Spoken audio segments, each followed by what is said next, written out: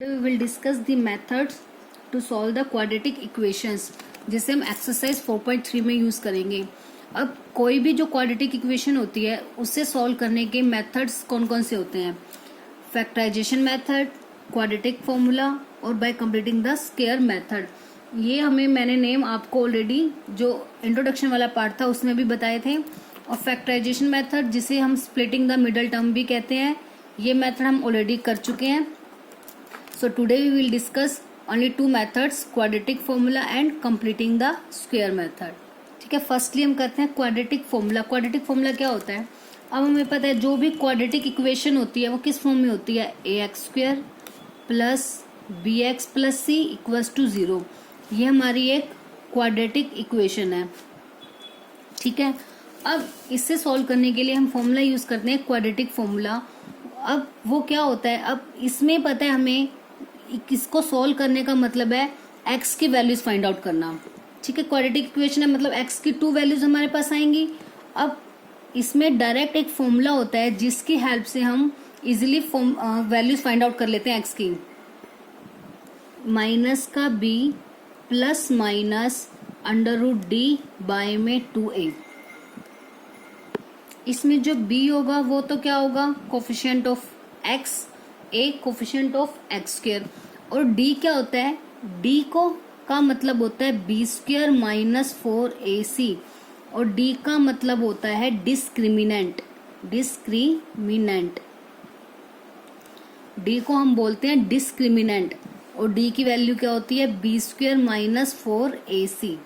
ठीक है, quadratic equation हमारे पास दी होगी, उससे अगर हमें क्वाड्रेटिक फॉर्मूला, ये मोस्टली ये फॉर्मूला तब यूज होता है जब मान लो जैसे कोई क्वेश्चन है आपके पास, जैसे इस टाइप के क्वेश्चन है, आप इजीली इसमें हम स्प्लिटिंग करके जो मिडिल टर्म को हम फैक्टर्स उसके निकाल लेते हैं। बट कभी ऐसी कोई वैल्यू आ जाती है जिससे मिडिल टर्म हम स्प्लिट नहीं कर पाते। ठीक है, मिडिल टर्म जिसमें स्प्लिट होगी ही नहीं, उस केस में हम ये क्वाड्रेटिक फॉर्मूला यूज करते हैं। और अदरवाइज अगर जैसे कुछ स्टूडेंट्स को ये मुश्किल लगती है, स्प्लिटिंग द मिडिल टर्म होने नहीं आती, तो ये फॉर्मूला बिल्कुल इजी होता है। इजीली इस फॉर्मूले की हेल्प से हम वैल्यूज फाइंड आउट कर लेते हैं, तो वो ये फॉर्मूला अप्लाई कर सकते हैं। बट अगर आपको कभी पेपर में मेंशन हो कि by splitting the middle term ही करना है, उस केस में आप क्वाड्रेटिक फॉर्मूला यूज नहीं कर सकते। अदरवाइज ये फॉर्मूला इजी रहता है, इससे कोई भी स्टूडेंट इजीली आप अपने क्वेश्चन को सॉल्व कर सकते हो। ठीक है, बट कभी ऐसा आ जाता है कि जिससे इसमें मिडिल टर्म स्प्लिट नहीं हो पाती, उस केस में हम ये फॉर्मूला ही यूज करना पड़ेगा। अब इसमें देखो x की 2 वैल्यूज कौन सी आएंगी? एक देखो इसमें ये माइनस का b प्लस माइनस है, इसका मतलब यहाँ से x की 2 वैल्यूज हैं। फर्स्ट वैल्यू है माइनस का b plus under root D by 2a, और जो सेकंड वैल्यू है वो माइनस का b माइनस का रूट डी बाय में 2a। ठीक है, अब इसे कैसे अप्लाई करते हैं एक क्वेश्चन करवाती हूँ मैं आपको, जिससे इजीली आप इसे अप्लाई करना आपको आ जाएगा। उससे पहले इसमें एक चीज और ध्यान रखनी बहुत जरूरी है, जो d की वैल्यू है ना वो 0 से बड़ी हो सकती है या फिर 0 के इक्वल, बट कभी भी d जो है 0 से लेस नहीं हो सकती। वो क्यों नहीं हो सकता? बिकॉज देखो हमारे पास जो हमें वैल्यू निकालनी है वो रूट के अंदर d है, तो रूट के अंदर अगर कोई नेगेटिव वैल्यू आ जाती है तो उस केस में हमारा कोई भी रियल रूट एग्जिस्ट ही नहीं करता। तो अगर d की वैल्यू लेस देन 0 आ गई तो हमारा रियल रूट एग्जिस्ट ही नहीं करेगा। Real root does not exist. तो उस केस में हमें क्वेश्चन आगे सॉल्व ही नहीं करना होता। ठीक है, तो d हमेशा याद रखोगे 0 होना चाहिए या फिर 0 से बड़ा, तभी हम उससे आगे x की वैल्यू निकालेंगे, अदरवाइज x की वैल्यू फाइंड नहीं करेंगे। देखो जैसे आपके एक्सरसाइज का ही फर्स्ट ही क्वेश्चन है, मैंने ये ले लिया 2x square minus 7x plus 3 equals to 0। ये क्वाड्रेटिक इक्वेशन है हमारे पास। ठीक है, अब हमने इसके रूट्स फाइंड आउट करने हैं। तो सबसे पहले a की वैल्यू क्या होगी? यहाँ से a की वैल्यू 2 जो x का कोफिशिएंट है, b की वैल्यू x का कोफिशिएंट माइनस 7 और c की value constant term 3। a b c सबसे पहले तीनों वैल्यूज राइट कर लोगे। उसके बाद सबसे पहले हमें निकालना है d की वैल्यू क्या थी? b स्क्वायर माइनस का 4ac। ठीक है, b मतलब माइनस 7 का स्क्वायर माइनस का 4 इंटू a की वैल्यू 2, c की वैल्यू 3। तो 7 का स्क्वायर माइनस 7 का स्क्वायर 49, क्योंकि माइनस का स्क्वायर भी क्या हो जाता है? पॉजिटिव। -4 टू ज़ा 8, 8 3 ज़ा 24। अब माइनस करेंगे कितना आ गया 25। अब ये वैल्यू 0 से बड़ी है तो ही हम आगे सॉल्व करेंगे। अगर मान लो यहाँ पे ये नेगेटिव वैल्यू आ जाती तो हमारा क्वेश्चन यही खत्म हो जाता, हम उसके बाद आगे सॉल्व नहीं करेंगे। तो सिंपल कह देते कि कोई भी रियल रूट एग्जिस्ट नहीं करता। बट हमारी वैल्यू पॉजिटिव आई है और 0 से बड़ी है ना, तो फिर इसका मतलब क्या हो जाएगा कि real root exist, real roots exist. So by quadratic formula क्या होता है, x is equals to minus का b plus minus under root D by में 2a। ठीक है, तो फॉर्मूले का माइनस b की वैल्यू कितनी है, माइनस का 7, -7। याद रखना माइनस फॉर्मूले का भी है, b की भी नेगेटिव है तो 2 टाइम माइनस आएगा, plus minus as it is under root D की वैल्यू कितनी है 25 बाय में 2a। a की वैल्यू कितनी है हमारे पास 2, तो 2 × 2। अब माइनस माइनस प्लस का 7 प्लस माइनस 25 का रूट कितना होता है 5, बिकॉज 5 का स्क्वायर 20, तो उसका रूट कितना हो गया 5 बाय में 2 2 ज़ा 4। अब x की वैल्यूज आ गई है 7 प्लस माइनस 5/4। तो इस केस पे आके हमने दोनों को अलग करते हैं क्या, एक बारी प्लस की वैल्यू 7 प्लस 5/4, सेकेंड क्या लेते हैं 7 माइनस 5/4। बिकॉज क्वाड्रेटिक इक्वेशन है हमारी तो 2 ही रूट निकलेंगे, तो एक बार प्लस वाला अलग माइनस वाला अलग कर दिया। 7 + 5 12 बाय में 4, 7 - 5 2 बाय में 4, 4 3 ज़ा 12, 2 1 ज़ा 2, 2 2 ज़ा 4।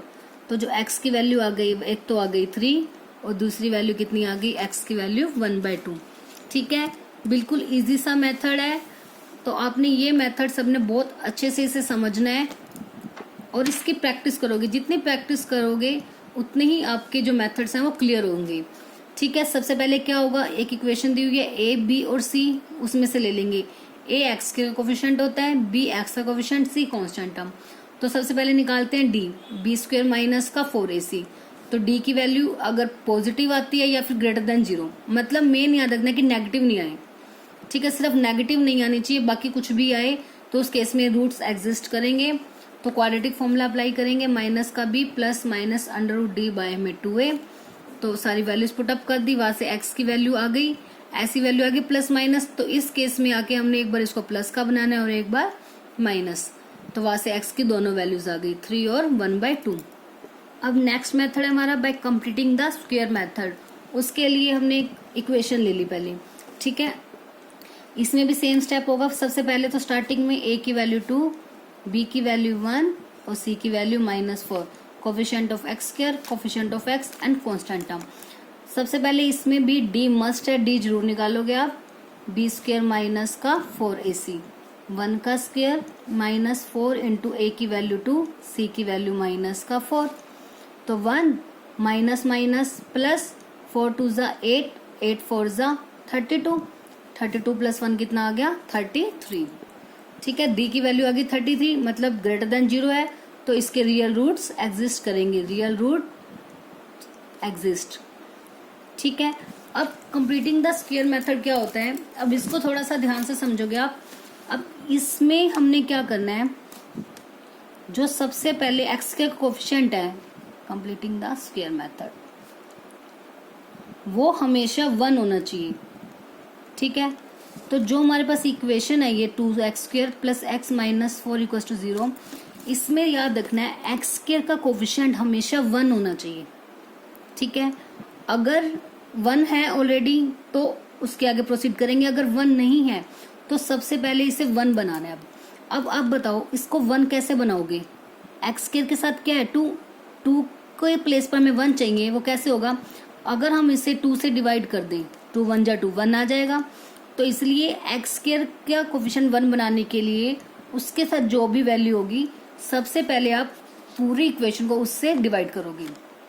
तो dividing by 2 on both side. ठीक है, पूरी इक्वेशन को आपने डिवाइड करना है दोनों साइड पर 2 से। अब 2x² बाय में 2 प्लस x/2 माइनस का 4/2। 2 से 2 कैंसिल, क्या आ गया X square plus X by 2 minus 2 2 ज़ा 4। ये इक्वेशन आ गई हमारे पास। ठीक है, तो कंप्लीटिंग द स्क्वायर का फर्स्ट मेथड क्या होगा, फर्स्ट स्टेप, सॉरी बस इसमें आपको ना सिर्फ स्टेप्स जरूर याद रखोगे कि क्या। सबसे पहला स्टेप एक्स स्क्वायर का कोफिशिएंट 1। फर्स्ट स्टेप क्या हो गया, एक्स स्क्वायर का कोफिशिएंट 1 होना चाहिए। ठीक है, अब नेक्स्ट स्टेप होगा, अब आपने ये देखना है एक्स का कोफिशिएंट क्या है। यहाँ पे एक्स का कोफिशिएंट क्या है हमारे पास 1/2। ठीक, एक्स के साथ ये ना 1/2, प्लस माइनस नहीं देखना, ओनली उसका कोफिशिएंट 1/2। अब आपने क्या करना है, जो एक्स का कोफिशिएंट है ना उसका हाफ करना है। उसका हाफ मतलब उसको 1/2 से मल्टीप्लाई।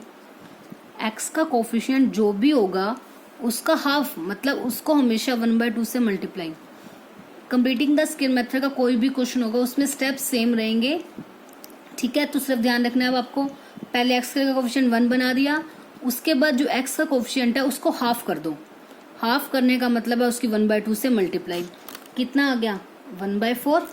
तो आपने क्या करना है, X square plus X by 2। ठीक है, सॉरी पहले एक स्टेप करना था, जो कांस्टेंट टर्म है उसको राइट साइड पे लेके जाओगे। अब करना है जो हाफ किया था हमने। ठीक है, दोबारा बता रही हूँ मैं एक बारी, सबसे पहले एक्स का कोफिशिएंट 1 हो गया। नेक्स्ट स्टेप कांस्टेंट टर्म को राइट साइड पे लेके जाना। कांस्टेंट टर्म राइट साइड पे आ गई, फिर जो एक्स का कोफिशिएंट था उसका हाफ कर दिया। कितना आया 1/4। अब जो ये 1/4 आया ना, इस 1/4 का स्क्वायर आपको दोनों साइड पे ऐड करना है, लेफ्ट साइड पे भी और राइट साइड पे भी। क्या कहा है मैंने, एक्स का जो कोफिशिएंट होगा उसका हाफ मतलब उसकी 1/2 से मल्टीप्लाई करके जो वैल्यू आएगी उसका स्क्वायर आपने लेफ्ट साइड पे भी और राइट साइड पे भी दोनों पे ऐड करना है। अब जैसे ही ऐड कर दिया तो ये हमेशा होल स्क्वायर बन जाएगा। देखो ये फॉर्मूला बन रहा है ए का स्क्वायर प्लस बी का स्क्वायर प्लस 2ab। आप ऐसे चेक कर सकते हो, देखो एक्स का स्क्वायर प्लस ए का स्क्वायर प्लस बी का स्क्वायर प्लस 2, ए का मतलब एक्स, बी का मतलब 1/4, तो 2 2 ज़ा 4, x/2 ही तो आया। तो जब भी आप ऐसे ऐड करोगे या हमेशा होल स्क्वायर बनेगा, तो आपने सिर्फ क्या करना है, जो स्क्वायर वाली वैल्यूज है ना उनको पिक करना है, x और 1/4, x और 1/4, क्योंकि यही हमारा होगा a square plus B square और ये इक्वल होता है a प्लस बी का होल स्क्वायर। साइन हमेशा यहाँ पे ध्यान रखना, ये प्लस का है तो बीच में प्लस का, ये माइनस है तो माइनस, बिकॉज जो हमारा a प्लस बी का होल स्क्वायर होता है वो क्या होता है a square plus B square plus 2ab, but जो a माइनस बी का होल स्क्वायर होता है वो a square plus B square minus 2ab होता है। तो इसलिए जो x वाली वैल्यू अगर नेगेटिव है तो बीच में नेगेटिव का साइन और प्लस है तो प्लस का साइन, इस पूरे का होल स्क्वायर। ये दो वैल्यूज पुट करनी है, अब इसको खोल लोगे तो यही आएगा, x का स्क्वायर मतलब a का स्क्वायर प्लस बी का square plus 2 into A B, ये वैल्यू आएगी, क्योंकि 2 से 1/4 कैंसिल होके कितना हो जाएगा 1/2 इंटू एक्स। ये सिंपल सॉल्व करेंगे, 2 प्लस 1 में 16। ठीक है, तो x प्लस 1/4 का होल स्क्वायर इक्वल आ गया 16, और इसका एलसीएम लेंगे तो कितना आएगा 16 2 32, 32 प्लस 1 33/16। एक चीज और आप भी ध्यान रख सकते हो, यहाँ जो वैल्यू आएगी ना वो हमेशा वही वैल्यू आएगी जो डी की वैल्यू आई थी। देखो डी की 33 आई थी ना, ये वैल्यू हमेशा यहाँ सेम आएगी। तो यहाँ से आप चेक कर सकते हो कि अब तक का हमारा जो स्टेप था वो ठीक है या नहीं। आ गया यहाँ, अब यहाँ स्क्वेयरिंग है, यहाँ पे स्क्वेयरिंग नहीं है, तो स्क्वेयरिंग को हटाने के लिए हमने क्या करना होता है अंडर रूट।